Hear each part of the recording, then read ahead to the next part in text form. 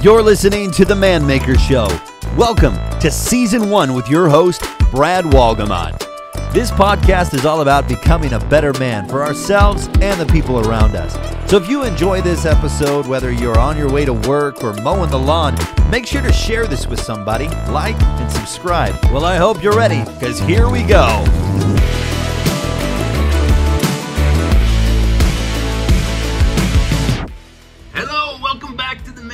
Show. I hope you're doing incredible. Bradley Walgamot coming to you live from actually my home, Soap Lake, Washington. Hope you're doing incredible.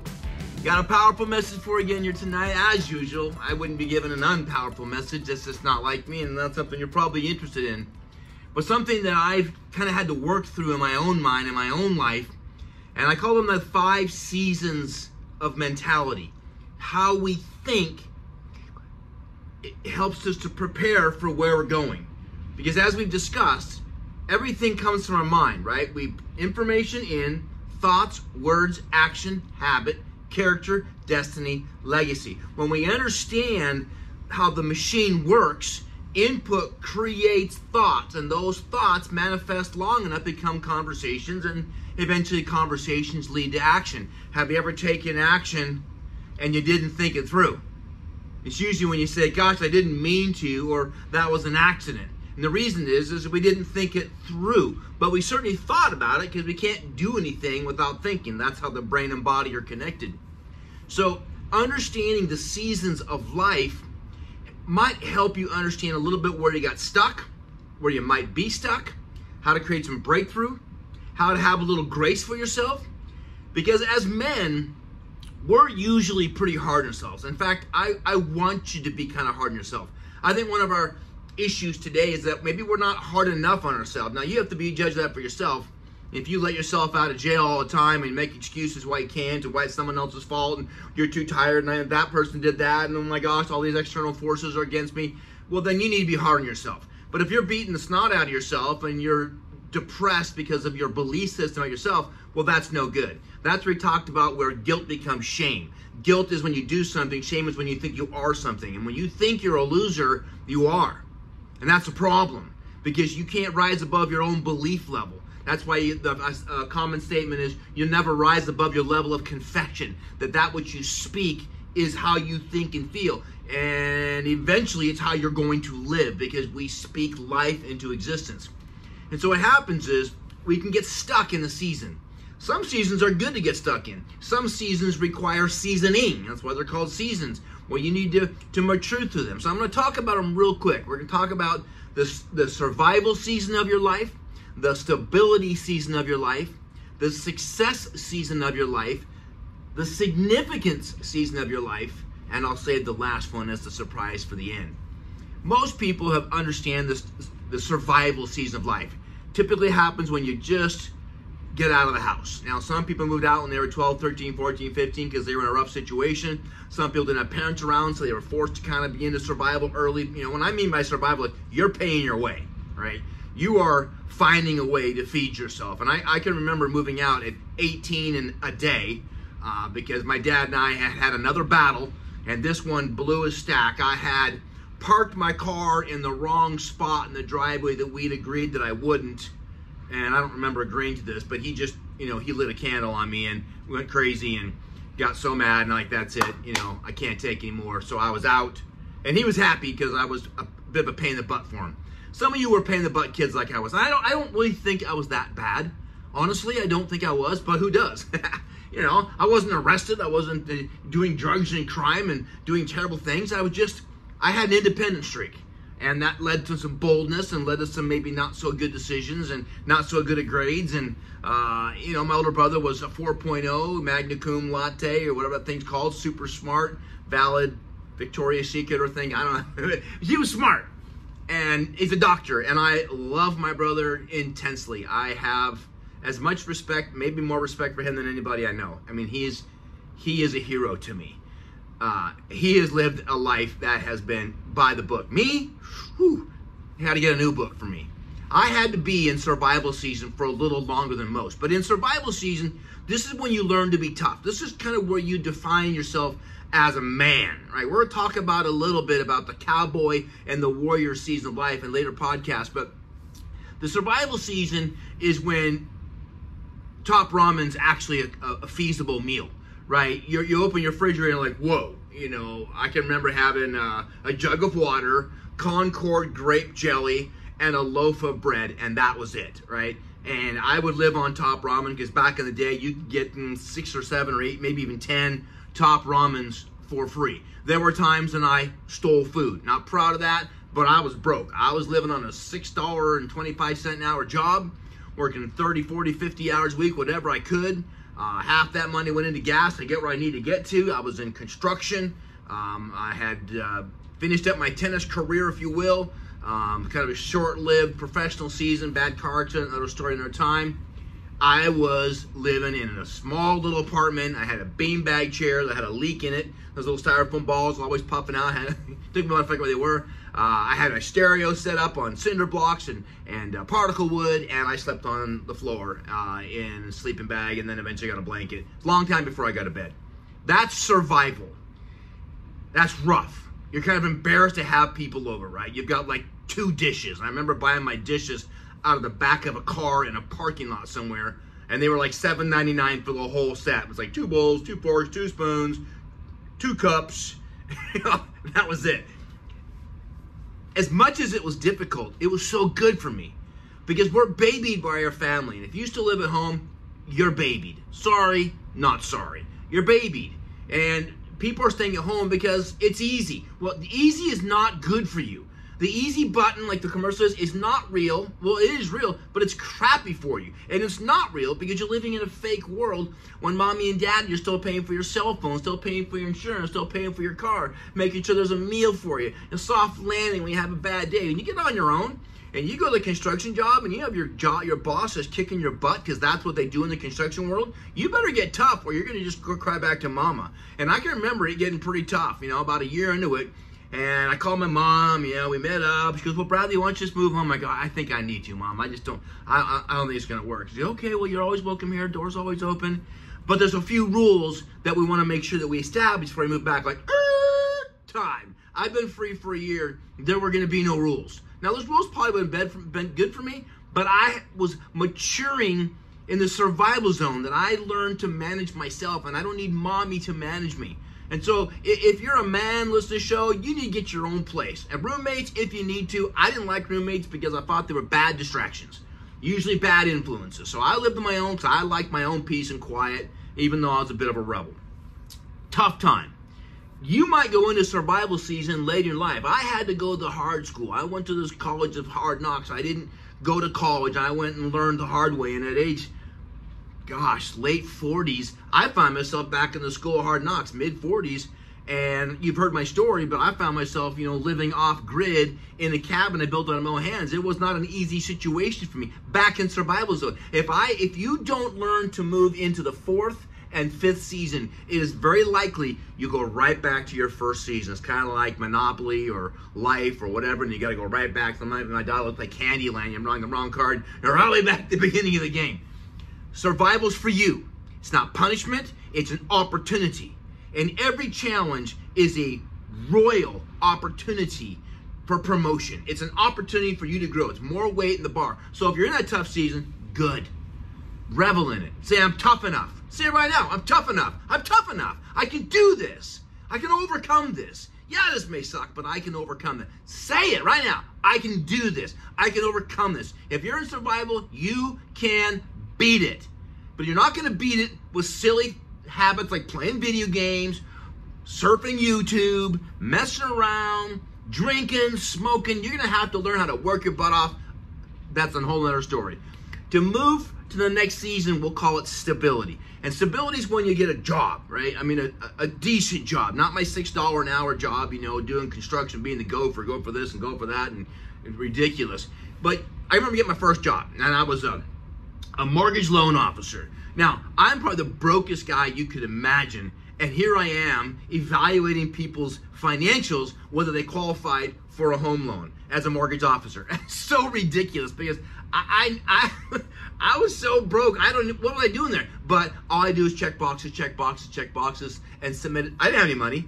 I was helping people qualify for money. So very interesting as a mortgage broker, helping people get broker, and I was broker than they were. So I guess that's why they called me a mortgage broker. But nonetheless, I got a big pay raise, and I got a little nicer car, and I got a suit, and I got a shirt, a tie, and I'm like, dang, look at me. I was stable. I wasn't dying every 2 weeks waiting for my paycheck. When you're in survival mode, you're probably paid every week. The crappier the job, the more often they have to pay you. Like when I've been in Southeast Asia and people work horrible jobs in horrific conditions, they get paid every day because they're just crappy. If you don't pay every day, they're not going to make it. So 1 week, 2 weeks, a month, self-employed, you get paid at the end of the year. The better the gig, the further out the paychecks are. So I just got a job, was stable, car that ran, a car, I didn't have to talk to it, right? Bob, my bucket of bolts, right? You ever have a car and you talk to it, you kind of rub it like, come on, Billy, come on, Bobby, get me one more time. Come on, baby, you can do this. Thinking that somehow this car is listening to you, and if you talk nice to it, you're going to get further down the road. We know it's a joke, but most of us have done that, right? And in the trunk, you've got things like your tow rope, your jumper cables, your extra water, your oil because you're leaking both. It's just a mess, right? Stability is a fun zone, but you shouldn't spend very long there, because you want to move into success mode. Success mode is when you start making some money, but success, remember, is not a destination. We know it's a journey. The best definition I've heard of success many years ago, and it stuck with me for probably 30, 40 years, is the progressive realization of a worthwhile goal or dream. So the progressive, I'm in the process, realization, it's coming to life, of a worthwhile goal or dream. So it's not a destination, it is the process. It's reading every day. It's listening to audios every day. It's being mentored every day. It's showing up early. It's staying late. It's asking the boss, is there anything extra you can do to be a better employee and prepared to put more performance out so you increase your value, so you make more money. Success is a long season. It probably for most people is 20 to 30 years. Because this is where you really learn to develop what I'm going to call later the king season of your life, when you really become a mentor and you move into that next season of life, and that is significance. So as we come out of starvation, right, the survival mode, and we get stable, right, okay, I'm not dying, I'm going to make it, then we move into success mode. The fourth season is significance. And significance can happen at any age of your life, because significance means instead of just being a king, I'm going to be a king maker.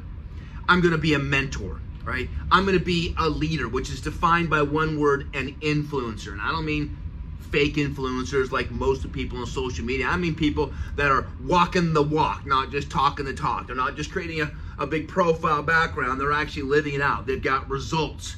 They can tell stories about their challenges. They can talk about overcoming. I probably haven't been in the season to do these webcasts until I've been through these dark seasons a few times that humbled me. And, I don't know, maybe I don't think I'm humble at all, but I can tell you that I walk in a way that I understand how fragile life is. I understand I'm one bad decision away from a complete implosion in my life. I realized that I've been down roads that hurt me, shamed me, hurt people around me, broke hearts.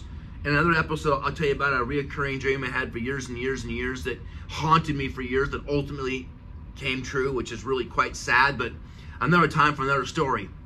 The beautiful thing about significance is this is when you take your eyes off of yourself, and instead of just being successful, you use your platform, your success and your failures. I've heard it said the wisest man in the room is the man who's made the most mistakes and not afraid or ashamed to talk about them. Most people don't want anybody to know their story. Some people think the greatest king of all time was King David. King David, obviously, if you've read any part of the Bible, had some major, major screw-ups, and yet he let his story be told. The victor writes the history, and he lived in victory, and yet he was willing to expose all of his massive failures. You would think, like, oh, we don't write that, that doesn't get put in there. No. But he did, because he knew that through his failures, through his humility of accepting him, that he could potentially be promoted, and that's the promotion side of adversity, in a way that empowers and impacts and helps other people heal. And that's my situation. I've gone through so many failures and stupid choices and arrogance. And it's embarrassing to look back, but it'd be really embarrassing if I look back without any kind of knowledge of, bro, come on, get a grip on yourself. And that's what had to happen in my life. But the beautiful thing about the significant season of your life is you begin to mentor. Now, maybe you do that by coaching Little League. Maybe you do that by Boys and Girls Club. Maybe you do that by your kid brother, your kid sister, right? But are you mentoring somebody? You can move into the significant season of your life as you're in success, because significance means I am going to be a kingmaker. I'm using my life as an opportunity, not just to get more, but to share more, to serve more, to allow people around me to be elevated, right? To use your failures to lift and use your successes to pull. The idea of significance is to let your life be a light, a shining example of what you can do. I have a good friend of mine whose son is a tremendous wrestler, in college, having an amazing career, but he has found the love for coaching wrestling. And it's like, he wants to go back and finish his college and maybe get on to a different type of wrestling, get into fighting, go into pro ranks and so forth. But he's loving mentoring these young men, because he sees that all his stuff that he's been through is enabling these younger men and women, he actually coaches girls as well, to go faster through the problems that he had to go with. You know, the mindset, the getting yourself too amped up, so you run out of gas early in the match, all the things that he's learning. I won't even begin to share what he's developed some wisdom on, but he's loving the fact that even though he's 21, 22 years of age, he is moving into a season of significance. And that will help him move through success. Because frankly, if you want to be promoted in life, you got to increase value. One of the ways to increase value is to increase value of people around you. And that's how you do that, through significance. When you take your success and help other people do what you've done faster and better, without the fear of being passed up. There's a lot of ding-dongs on the planet that won't share their secrets because they're afraid that their ego is going to get wounded by someone passing them. Frankly, the greatest leaders of all time are the people that had many people pass them. We look at great coaches, I heard it once, like Vince Lombardi, one of the greatest coaches in NFL history, because he won a lot of games, won a lot of Super Bowls. But he's not by most people considered the greatest coach. Greatest coaches are those that have had assistant coaches after assistant coach after assistant coach, and OCs and DCs, offense and defense coordinators, that ended up being coaches in the big league. That they raised up so many men that became greater coaches and greater leaders, that their true success, the measurement of their prosperity, is their significance. And I want to really challenge you, no matter where you're at and what season of your life, is get significant. If it's your kids, awesome. If it's your spouse, awesome. If it's your kid brother, if it's your parents. There comes a time in all of our lives when we become the mentor and the parent becomes a mentoree. They'll never admit it, but it's for sure happens. And it happened in my life, and it was a beautiful time in my life. Both my parents have passed in the last decade or so, and that grieves me. But I'm glad I rose to a point where I could actually influence them in a positive way. Not by shoving my knowledge down the throat, but by loving them. Right? By being in a place where I don't need to prove myself to them. I'm just going to love them and encourage them and compliment them and support them and serve them and edify them and thank them. And that is growing a human being, because most people never hear the word thank you. Never hear the word I appreciate you. Never hear thank you for the years of sacrifice. Your parents, if you have normal parents, at least one parent, gave up their entire life, probably their 20s and 30s, to make enough money to pay for your shoes and your food and your school and whatever. Now, maybe your parents just sucked, and that's a bad situation, but you're going to be better because you're watching and you're listening and getting stronger. Those of us that had the privilege of being around great parents, my mom was, really the shining light in my life. What I do with my life is the mantle that she's given me. the promotion of my life is based upon that foundation. At the same time, I had to go out and grind it. I had to grind it. And so to move into the final season is probably one of the greatest honors of life. And that's the level of surrender, right? The international symbol of surrender. I surrender, right? Or you see people at church and they're worshiping. You know, people go, oh, what do they know about? They're just surrendering. What are they saying? I love you and I submit my life to you. Some people can't imagine that. Some of you can't imagine that. Well, that's fine. I'm not a person trying to convince you to be what I am. I am what I am, and you be what you be, and hopefully we can get along with that. And if you can't, well, that's on you, because I love you no matter what. And if you don't love me no matter what, well, that's on you. You don't have to love me. That's okay. I hope you do. I want to be your friend, but I'm not worried if your issues keep you from listening and hanging in there with me and having some compassion. And I'm kind of over having to please everybody. But the idea of surrender, it means you've crossed that second threshold of life. They say the two most important thresholds of life: the day you were born, you came into this world, and the second one is the day you realize why you were born. And you surrender to that. You get to a place where you realize, this is my zone. This is what I'm supposed to do. And I live in a grateful place, right? I have amazing, beautiful children.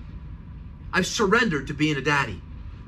With being a father is the highest of highs and the lowest of lows. Hurting my children with my divorce is the worst thing I've ever done, it seems like. Obviously, my wife would be the number one thing. But seeing them, even this day, is grieving. My wife is remarried, and she has a great life. She's wealthy and prosperous and impactful and powerful and does amazing things. She's an incredible woman.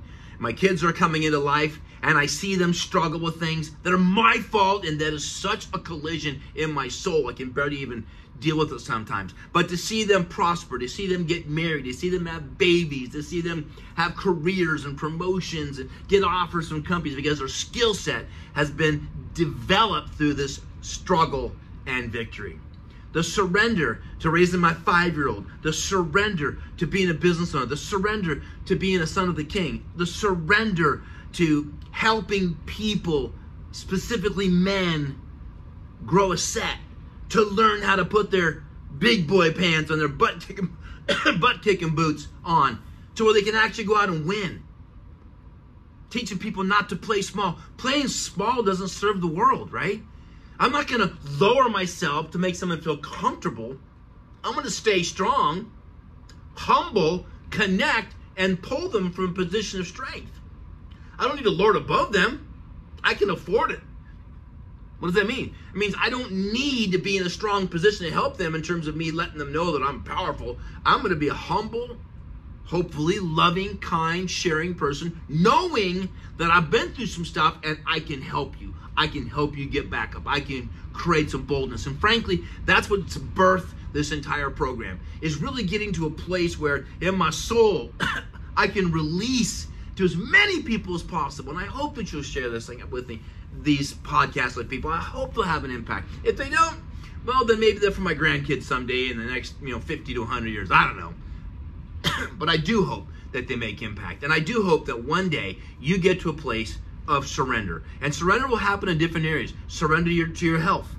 That it's a super important part of quality life. Surrendering to being responsible to your finances. Surrendering in your faith. Surrendering to your marriage and understanding it's the most important relationship. Surrendering to your responsibility. Surrendering to the importance of being a significant leader that adds value. Surrender to it. What happens when you surrender? You find peace. You get to a place where you're not fighting anymore. You're just kind of in the flow, the wave of grace. It's like, I'm doing what I'm supposed to do. I now know why I was born. And I'm so grateful.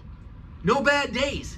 If you're in a grind and you feel hectic, it's because you're not living in surrender. You're still fighting. And there's something that you got to break off. Could be an addiction. Could be some pain. Could be some grief. Could be some guilt. Could be some anger. Could be some resentment. Could be stuff you went through as a kid. But I want you to get to a point where you live a life of surrender. And with that comes the fruit of great peace. to where your life is yours and you know exactly why you do what you do. Because when you know why you do what you do, what you do is easy. They say farmers never work a day of their life. But we know farmers work every day, dawn to dark.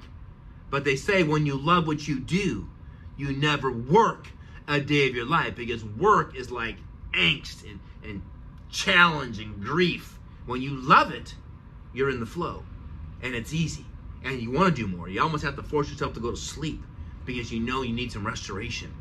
But that's the flow of life. So we move from starvation to stability to success to significance to surrender. And I pray that someday you can get there. And I pray that in your significant season, maybe these messages will help you lead some others. Let's go, guys. Let's get serious about this. Let's right now, here's my call to action. I want you to find somebody, something that you can mentor. Find something. Find someone. Find a place to volunteer. Find something so you can start nurturing the significant part of the cycles of your life. I'm proud of you. I'm with you. Please write me, send comments. I love the interaction. I'm so pumped that this stuff's coming out. I feel like it's in me, so I don't need notes because it's just in my soul. So thanks for listening. God bless you. Brad Wogelma, Man Maker Show, out.